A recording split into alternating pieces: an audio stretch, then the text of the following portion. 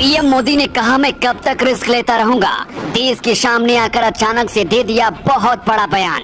देश के खिलाफ रची जा रही थी साजिश। मोदी ने कहा, दुश्मन को समझ पाए उसके पहले ही उसका खात्मा हो जाना चाहिए। पाकिस्तान और चीन मिलकर बना रहे थे बड़ा प्लान। इधर भारत के 10% मुसलमान ऐसा करने वाले थे जिसके बारे में सुनकर पूरा देश हिल जाएगा। भारत के 2 बड़े नेताओं को रास्ते से हटाने के बाद देश को पाकिस्तान की तरह इस्लामिक देश बनाने का पूरा प्लान तैयार हो चुका था। खुफिया एजेंसी IB और RA अपने काम पर लग गई हैं। अजीत डोभाल ने भी मोर्चा संभाल लिया है। लेकिन इस बीच अब पीएम मोदी ने अचानक से आकर देश के सामने ऐसी बात कह दी है जिसे सुनकर भारत के दुश्मन बेचैन हो उठे हैं।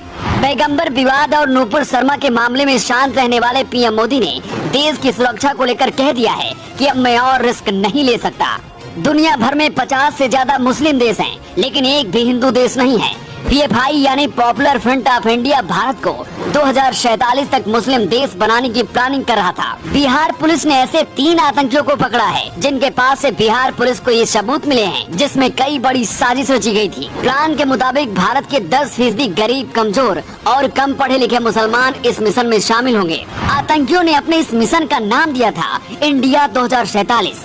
मतलब भारत को फिर से 100 साल पीछे लेकर जाने की पूरी प्लानिंग थी।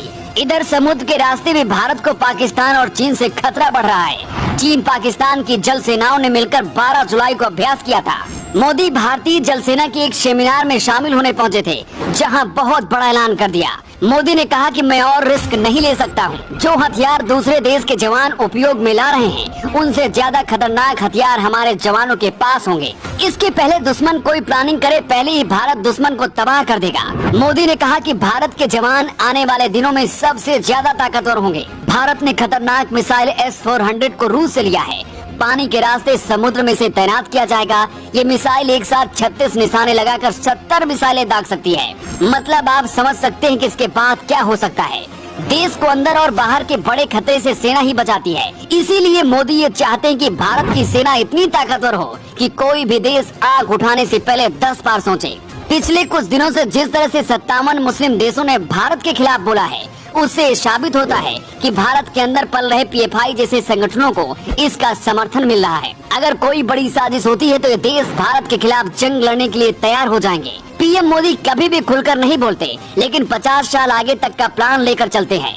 यही वजह है कि कुछ जिहादी और कट्टरवादी मोदी को सबसे पहले रास्ते से हटाना चाहते हैं। मोदी जब बिहार दौरे पर गए थे तभी आतंकियों ने हमला करने की तैयारी की थी, लेकिन ये प्लान फेल हो गया था। पीएम मोदी ने साफ कर दिया कि मैं अब और रिस्क नहीं लूंगा। सीधे तौर पर ना सही, लेकिन जो भी देश के खिलाफ आंख उठाएगा उसकी आंखें फोड़ दी जाएंगी। जिस तरह से देश के अंदर हालात बन रहे हैं, ऐसे में मोदी के बयान भारत को मुस्लिम देश बनाने वालों का सपना चकनाचूर कर देगा। मोदी के इस बयान को सुनकर भारत के दुश्मनों को नींद नहीं आ रही होगी।